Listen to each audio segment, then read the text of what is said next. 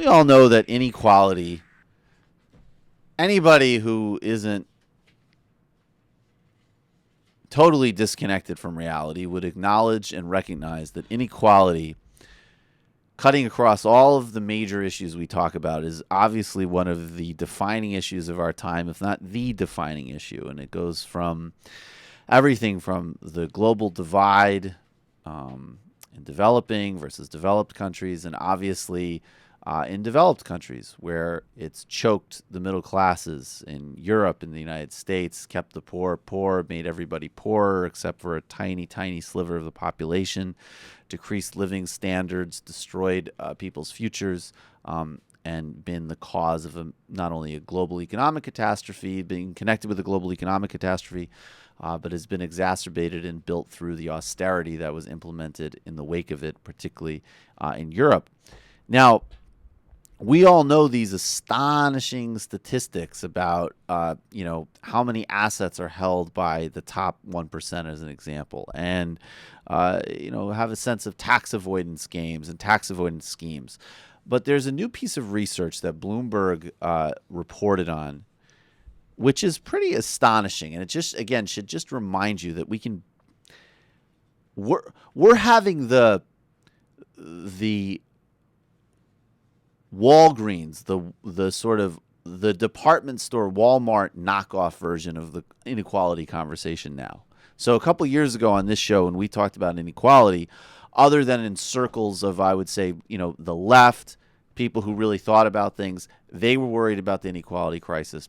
It wasn't in the mainstream. It started to shift in 2012. It was definitely used effectively rhetorically in the Obama re-election campaign. And there is this conversation, and some of it's very genuine. I think obviously the emerging power and the voices of people like Elizabeth Warren, Bernie Sanders is significant. But we saw it with President Obama, how quickly that conversation pivots from one of structural inequities to the familiar tropes of increased training and technological capacity and things that, sure, are all well and good, but do not address the fundamental issues and the fundamental things that drive inequality in this country. And coming on the heels of that debate is a new piece of research that Bloomberg pointed out to.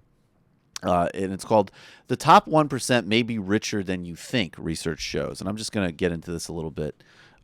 So research conducted separately by the European Central Bank economist Philip Vermeulen and the London School of Economics Gabriel Zuckman, quote, show the wealth of the super affluent hidden in tax shelters and non-responsive questionnaires, that's questionnaires that measure income and things in terms of public documenting, is undercounted.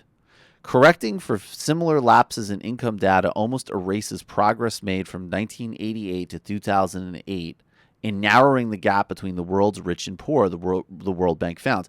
That's really significant because one of the new pieces of spin that you'll hear from people defending massive dysfunctional and sclerotic wealth inequality in the United States or in Europe is they'll say, look, if you have a TV and air conditioning, you shouldn't be complaining about anything, period. It doesn't matter if you don't have job opportunity. It doesn't matter if you're on the verge of losing that air conditioning and that TV. It doesn't matter if your kids don't have a future. It doesn't matter if you don't have a grocery budget worked out. If you have any basic minimum living standards, unless you're living in absolute poverty and squalor, there shouldn't be a conversation about poverty, which is, of course, ludicrous. And then they will point and say the overall drives and forces of globalization have narrowed that gap. And while globalization may have raised certain people out of absolute poverty, while actually increasing poverty for others, it has not actually really narrowed that gap. And that's what this research is showing. And that really is a significant part of debunking that talking point. The other significant part of that research is, as the article goes on to say, failure to get a handle on the actual amount of wealth and income means that economists and policymakers don't have a proper understanding of the degree of disparity which represents a hurdle in addressing it. We're talking about incredibly modest increases in taxes. That's what comes from the Democrats, which are already entirely insufficient in terms of addressing the crisis and getting the investments we need. But again, this research is showing we're probably drastically underestimating this sort of obscene crisis to begin with. Let's go on. And Carter Price, who's at the Center for Equitable Growth in Washington, says, if you don't have a good idea of what the world looks like, it's hard to determine what the effects of policy will be.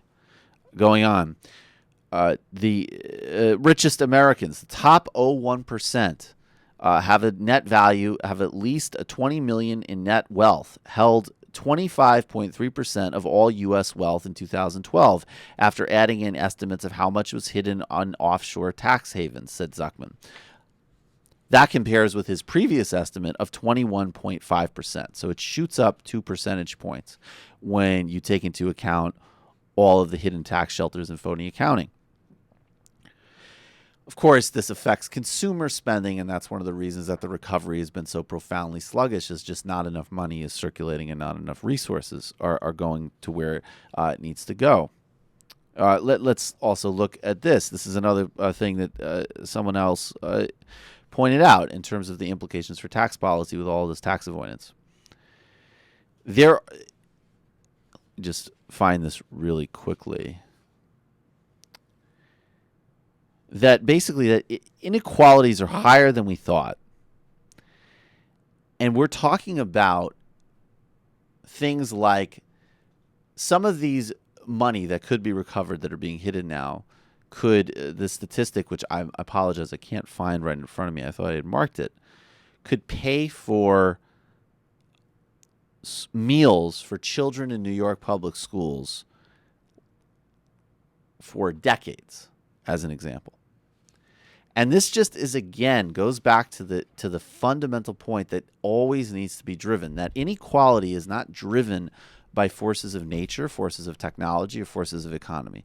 It is driven by policy decisions that have said that arbitrary and obscene and economically undermining concentrations of wealth are either desirable and should be accentuated in the case of Republicans, or can be modestly mitigated at best in the case of Democrats.